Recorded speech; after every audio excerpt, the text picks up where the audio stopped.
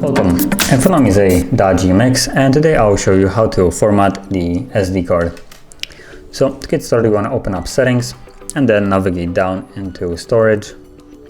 So right here, and from here you should see your SD card. So mine is right here, the SanDisk. Tap on it and then tap on the three dots up here and go into the settings, and you will now see an option to format.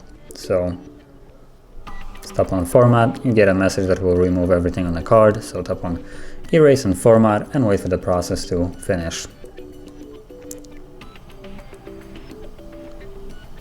And as you can see, now it's done. Just click on it and the card is ready to be used again, but now it's completely cleared. So if you found this very helpful, don't forget to hit like, subscribe, and thanks for watching.